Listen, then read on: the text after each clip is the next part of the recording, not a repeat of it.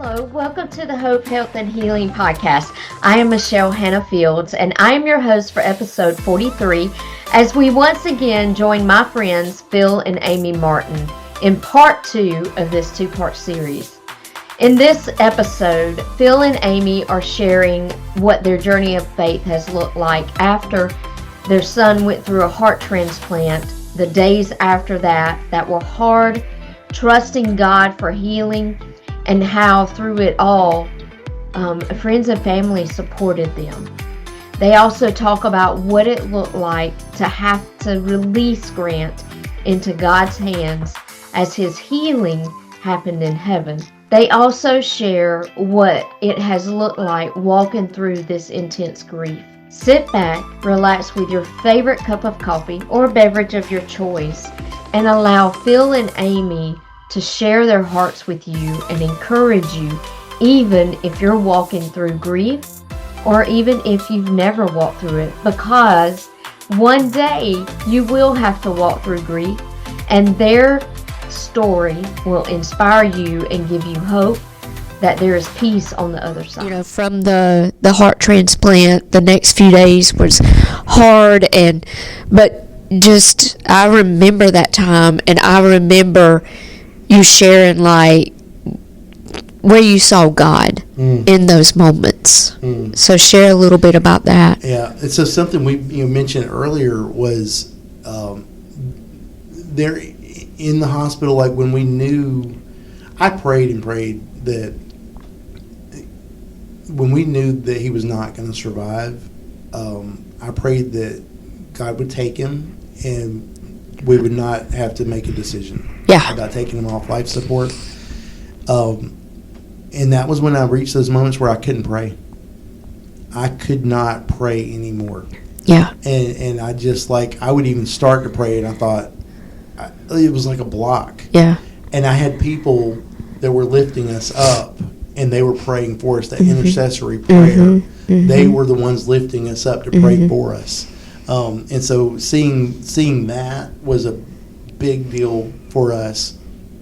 And then when we actually came home from the hospital after we had to make the decision to discontinue life support, and it was just the worst day ever. Right. And just coming home and just sitting there and thinking, I'm a Bible teacher, I'm a pastor, and I remember my brother asking me, well, what are you going to do now? And I thought, I can't pray, but I'm going to lean further into my faith. I actually told him that. I said, I'm going to lean further into my faith. And then a trusted friend who, but anyway, he emailed me and he said, I'm so sorry this happened. He said, trust me that you're going to spend more days with Grant in the future than you ever had in the past. And it was like there was a little bit of a little light piercing the darkness then. That it was such a dark moment. But just the thought of the story's not over. Yeah. That Grant's not physically here, but and he was absolutely right. I've got more days with Grant in the future than I ever had in the past. And it was like that was sort of the beginning of hope for me after he died. Yeah. And then a friend of mine who's a pastor, he told me, he said, look, he said, I can't tell you what to do. He said, it helps me to just journal. He said, don't worry about formatting or anything. He said, just sit there and get thoughts in your head, just get them out on paper. He said, and I think that helps. And so sitting at home trying to recover, I started just writing out my thoughts and feeling. They were raw. And I think Amy was really worried about me because a lot of times I would be back in my office and I would just be for hours just like putting out on paper those thoughts and still just trying to pray. And little bit by little bit, God would lead me to scriptures, and some very important scriptures. and I would cling to those scriptures. I would go back to those scriptures repeatedly. Like, 1 Thessalonians 4, that we don't grieve as those who have no hope. Yeah. That was the first one that I was like, we can grieve differently because we do have hope. Right. That's the difference. Right. There's people that have no hope. They grieve differently. Yeah. They still grieve, but they grieve differently than those who have hope. And I think that's true because, I mean, we still grieve. We still grieve. But it's different how we grieve, how we process, and that we grieve knowing we have more days ahead of us. Knowing that there's going to be a time when God wipes away every tear. Mm-hmm. There's no more sorrow, no more pain. Yeah. That's going to happen. Mm-hmm. And then, we wound up putting on Grant's headstone, and I wasn't even looking for this when I found it. I was just going back through Job again, sitting on my back porch in the days after the funeral, and just still reeling and just thinking, I got to reread Job because I'm mad.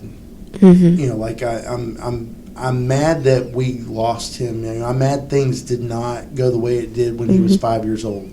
This was not the plan. Right. And I was grieving my expectations for his life. I was missing him, but I was missing the future that I thought that he had. And so as I'm reading through Job, hit Job 19, and right there in the middle of Job says, despite all of this, in the end, I'm going to see God in my flesh. And I just thought, that's such a, right there, Job 19, such a verse of hope.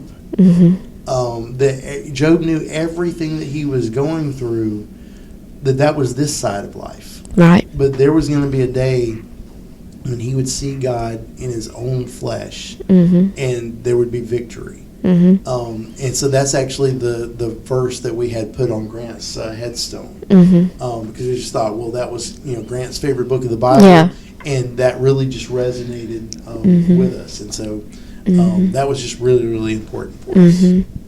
How did you see God moving for you and helping you through that time? Definitely, we had people there every day while we were at the hospital, and so just having that support meant a lot. Of course, it also could be a little tiring too, because we were just drained emotionally, and so sometimes it was a lot for us to sit and talk to people, but it meant a lot that people cared enough they took the time out of their busy schedule, put their life on hold to come to see us in Atlanta and spend hours with us.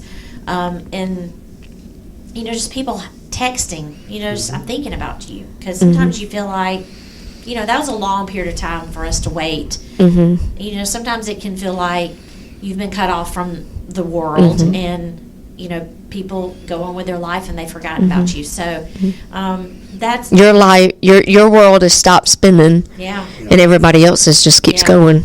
But just that little, I'm thinking about you today. I mean, you would think that doesn't mean a whole lot, but it really does. It meant a lot that just to know people are still thinking about us and praying for us meant a whole lot. And then afterwards, Phil talked a lot about his journaling, and we already talked about how different we are. I am not a writer. I'm not really a reader. I have my little, YouVersion daily things I do, or the, Bible recap. But other than that, I am not a huge book reader. So, and I told you I'm not an emotional person either. So I have handled grief totally different than Phil. He is out there with it. He's writing about it. He wants to talk about it. And I process it internally, because I told him, I said, for me to I can't talk about, I don't know, it's harder for me to talk about it. Yeah. I mean, you can see this now. But we did a GriefShare ministry at our church, and I think that helped a lot because it's a video series that you watch, and they talk about what you're going to go through with grief and how you can handle it and process it, and so I think that helped me a lot. So and I agree with that. GriefShare I recommend to anybody. Yeah. It's such a powerful ministry. Do y'all have one through your church now, or well, that one ended, and we'll be starting a new one at some point. We just haven't scheduled it. Gotcha. Yeah, we have them at Evangel too. Ours is starting in February. So by the time this airs, it might be already started, but we have them regularly too. And I know my mom, when my dad passed away, she went to a GriefShare, but it was years later when she actually went to a GriefShare, and then she wound up teaching it, and so she taught it several times, and it really is a great program to go through just to kind of help you process grief, And it helps you to realize that you're not alone. Yeah. That other people, even though grief, it's this weird thing, right? That grief is unique. Yeah. For everybody. Right. And yet, there's so much that we have, grievers have in common. And so it's like, sometimes people might make a comment to me about, oh, well, you're experiencing this, and I would think, no, I'm not. But then later on, I might experience that. Yeah. Or kind of the, I kind of make light of the Kubler-Ross stages of grief, and I'm like, that doesn't apply. That and which really, like, the Kubler-Ross stages of grief was really about people losing their jobs. That's how that model was developed. Gotcha. It was not for people losing family members, or losing loved ones and all that. And so, because I felt like stages of grief, like, to me, stage implies you leave one stage to go to the next stage, and I'm like, nope, that's this not is cyclical. I am all over the place. Like, Yeah. I am hitting every stage back and forth. And I told Amy, I said, I am such a, I wouldn't necessarily say extrovert, but I'm such a feeling person that I can't shut feelings off. And so it's like I can't help not feeling things all the time. Like, kind of every emotion is like, I just like, the Pixar series Inside Out, where he's got all the little different emotions and all that. That's me, but it's like all the emotions were just like going 100% crazy. Yeah. So you're journaling, and you're getting your thoughts on paper, and you're processing internally. And we all grieve differently. How did you see God really just healing you through that process? And I think it's always going to be an ongoing healing. You're never completely healed, but how you see God healing that, because that is it's not. point, is that there's no end point. Right. There's not until not until you go to heaven. Yeah. All things are made new. Yeah. That's the end. That's the end point. Right. Yeah. Of the new beginning. So for me, I teach high school Bible in addition to my pastor duties. And so having to stand in front of 100+ teenagers 5 days a week to teach about Jesus was forcing me to confront my grief daily. Like, I couldn't get around it. It was like, nope, here it is. And I felt like God was telling me, trust me, that it's okay for your students to see you cry. Especially, for some of the teenage boys who have never seen their dad cry. It's okay that if I'm in the middle of a lesson and I'm teaching them something, and all of a sudden, like, I just get overcome with something,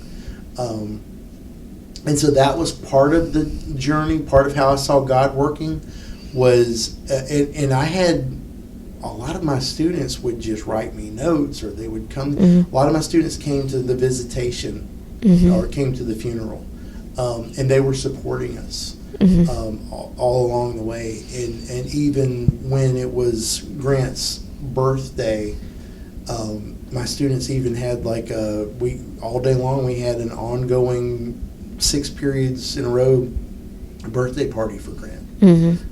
And Amy actually took the day off from work, and she came and joined us that day. So there was the journaling for one thing, and then because a lot of times I'm going down a lot of my thought processes when I'm driving down the road, and then I think, like a little thought is going around, and I'm thinking, okay, when I get somewhere, I've got to write that down, and I got to pull that thread, and see where that goes. So sometimes it was that way in the middle of class, and I'm teaching. All of a sudden, a point would be made out of my mouth that I didn't plan, and I would say it. And I remember one time, like a girl looked at me, she said, "That'll preach," and I thought, I gotta write that down.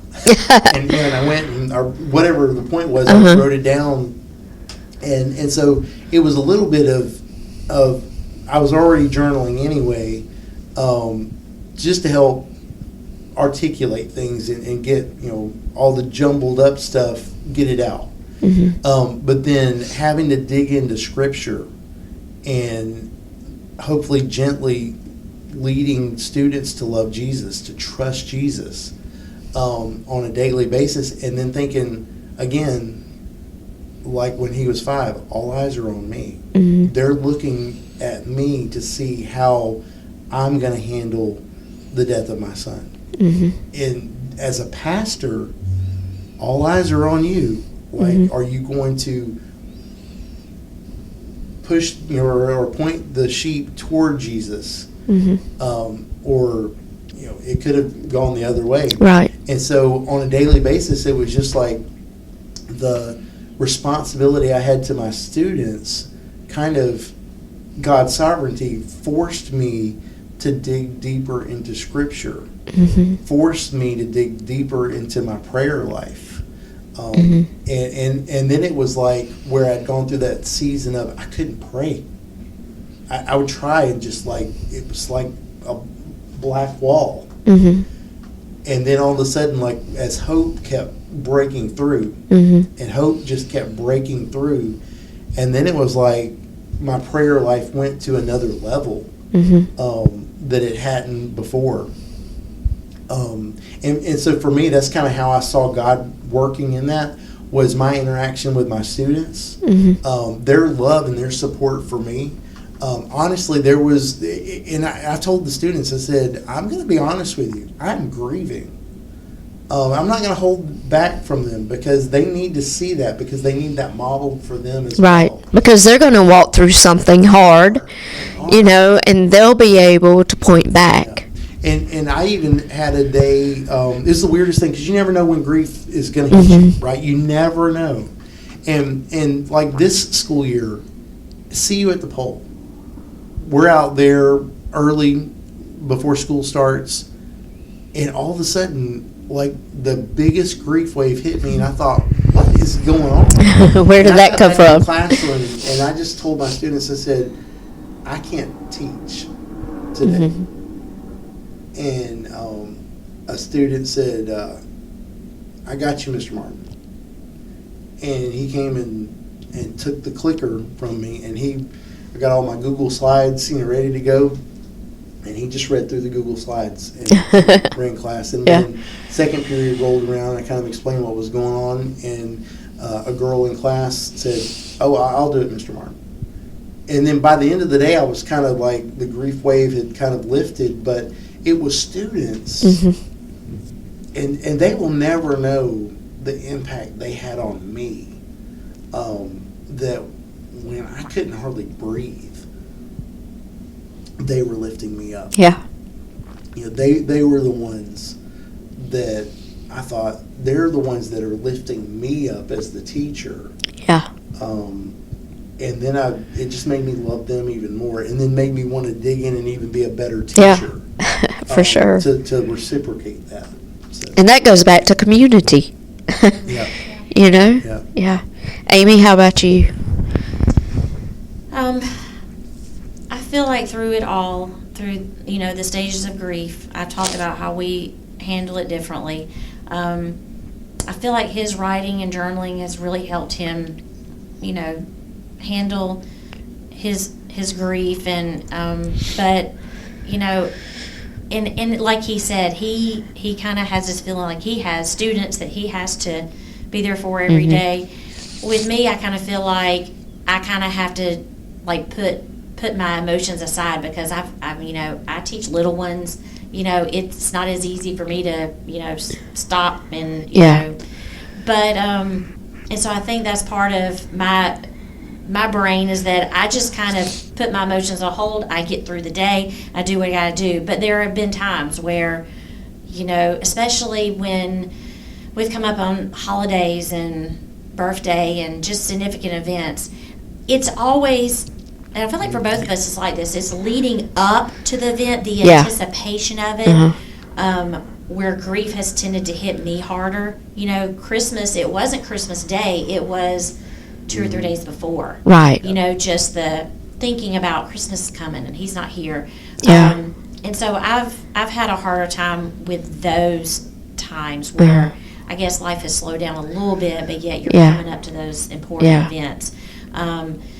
But just having that background of faith, like I've talked about, and just staying in God's Word, and just having a positive attitude that God's with me, He's going to get us through this. It gets a little easier as time goes by. It's not quite as raw, but we're still just a year and a half out, and so I still feel like it's still raw. For sure. This Christmas was the second one. You get through the first one and you think, okay, the second will be easier, but it's Second still was hard. a lot harder for both of us. Yeah, and I think, like you said, people say time will heal. Time doesn't heal, but what it does is you see God's grace moving, and God's grace has been with you, and in those moments when grief overtakes you, God's grace is there in bountiful supply too. And so that's really what carries you through. And I say what I've seen in my own life is, through time I have more smiles than tears. And that, I think, is the difference. And God really helps you through those times. So let's talk about your book. So your book, Grieving with Jesus, at what point did you think, I need to put this in a book? Well, you mentioned something to me at an Emmaus event. I don't remember that, but okay. You did. I'll take credit for it. But I had just, I had no intention of setting out to write that book at all. I was just needing to, it was almost like an oxygen mask for me. Writing and then being able to go back and looking, and I had mentioned to you at an Emmaus event that I'd been doing a lot of just writing, and I was like, over summer break I had written, or not over summer break, it was before that. I think it was going into spring break, that I had written like well over 100 pages of just gobbledygook, just unorganized and all. And you had made a comment. You said, well, you know what you got to do next is you're going to put it in a book. And I thought, this is not like book stuff. But then, like within days or weeks or so, I just remember this one particular moment of, and it was usually Amy and I, we carpool, we share a car. And so this was like last school year, so she wasn't at the same school as me, so she dropped me off. But I just remember this one day thinking, like a thought popped in my head, and I thought, but I can put that thought over into this bucket over here. And I realized, I was like, wait a second. And I was thinking about how we're supposed to love God with our heart, soul, mind, and strength. And I was like, that's all of what we are. That is us. That's everything we are. Heart, soul, mind, and strength. And I really was thinking the grief affected every one of those. Mentally, physically, emotionally, and spiritually. It affected all 4 of those. And I started realizing, I was like, wait, and I went back through my notes and I thought, every one of these fits into one of those categories. It's the loss. It was the triggering event that everybody has in common that's grieving. Like, we can all, every griever can say, well, here was the loss. That's what started it. But then when you think about how the way it affects you, it's got to affect you mentally, physically, emotionally, and spiritually. And then how do you process through that? And when I realized that, and I started grouping my notes together that way, and it was like, it just crystallized. And I thought, all right, if this is helping me, then it could help others. And because this had really helped me to understand that God was with me in the grief. God was right there grieving with me. Right. And so, because none of this was God's design, when it comes to God's sovereignty, it's what God causes and what God allows, right? But God's design was not sin to begin with. The sin is this fallen world that we're in. Grant's heart condition was a result of this sinful world, right?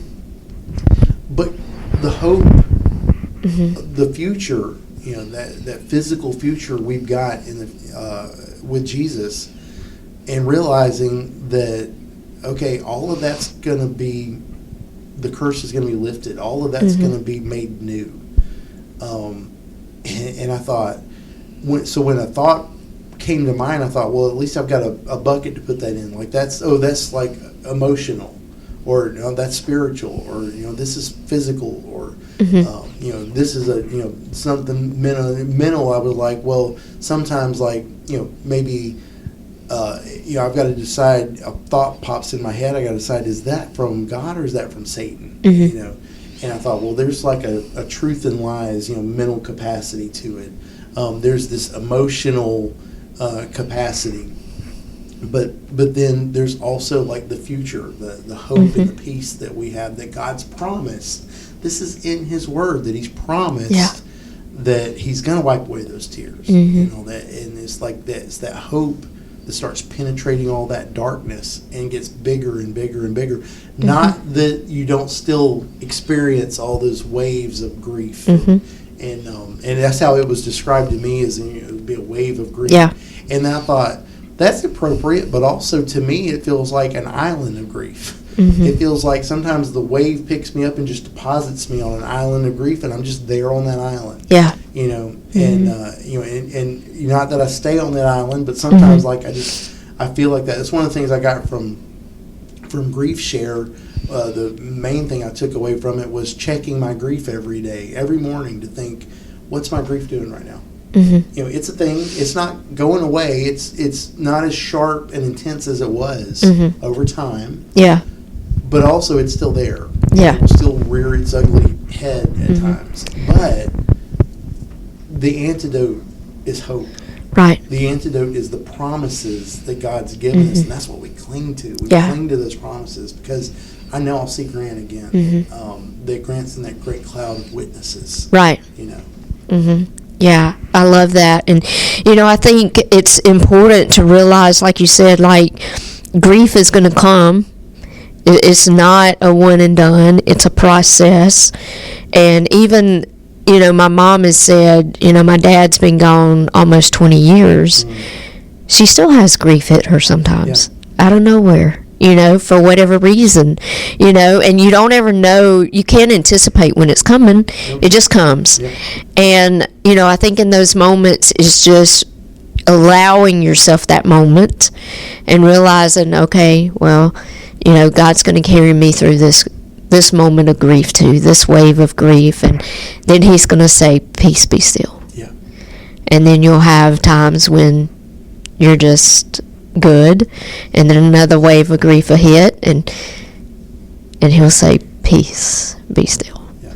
And In like that peace, I will say this, I did want to tell you this one thing is, back in the spring, on Saturday, I'm sitting there getting my lesson plans ready for the next day, or for the next week, and all of a sudden, like, grief just came crushing in on me.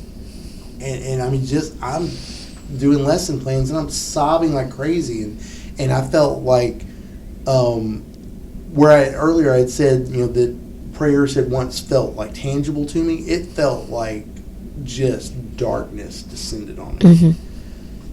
And then I prayed, and I just said, God, I need help. I need this to be lifted. I need some kind of hope or whatever.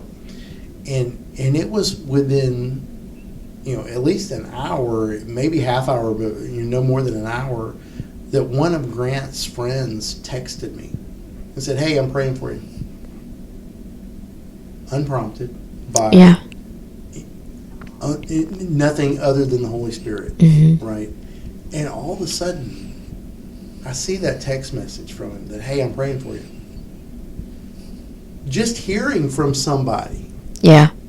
And I told Amy, the rest of that Saturday, I felt like I was on narcotics. Because I was almost giddy with just peace that passed understanding. Like heard that. I had never experienced that kind of peace where I was like, I couldn't have been lower. Hours ago, couldn't have been lower than I was.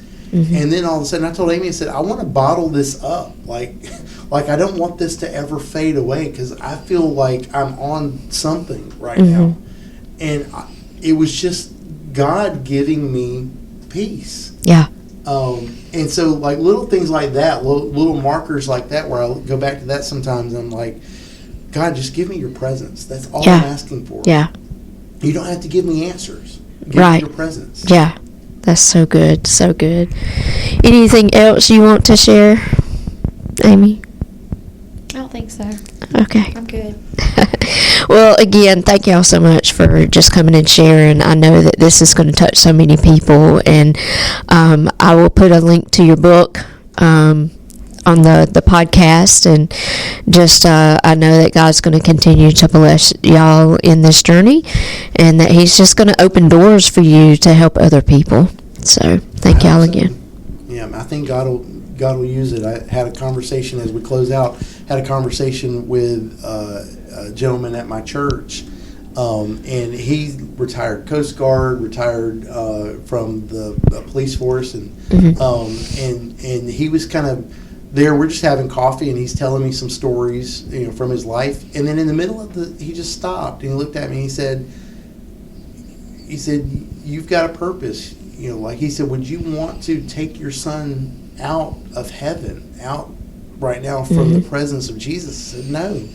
And he said, "That's right." He said, "You wouldn't want to take him from that." He said, "But you're still here because you've got a purpose." And just hearing that, I was like, wow. Like God's reminding me that I've got a purpose, and part of that purpose is to help people in their grief journey. It's unique for everybody, and yet there's some things we have in common. That's right. And so if I can connect with other grievers to say, I understand your grief situation is unique, because mine's unique, but also here's some things we have in common, and here's how I can hopefully help and point you to trust in Jesus. Yeah, that's so good. Well, thank y'all again, and we'll have you on again one day and share how you've seen God move since this moment. And thank you. Thanks. Thanks. Thank you for tuning in to this episode of Hope, Health, and Healing. I know that Phil and Amy have just given you some hope for walking through a season of grief. Maybe you haven't experienced losing a child. Maybe you've lost a parent or a sibling or a close friend. Maybe you've lost someone you looked up to. Grief can also be the loss of your dream, what you envisioned your life to be. Maybe you walk through divorce or a separation with a close friend. No matter what type of grief we walk through, God is there to comfort us, to give us strength, and to help us walk into each day. Take what Phil and Amy has shared with you and let it minister to you as you walk your own path of grief. Be sure to check out the links in the show notes for where you can purchase Phil's book, Grieving with Jesus. Join us next time on Hope, Health, and Healing as Grace Jernigan Cadenhead shares her story of grief and what it has looked like for her as she grieved the loss of her husband and how God is blessing her in chapter 2.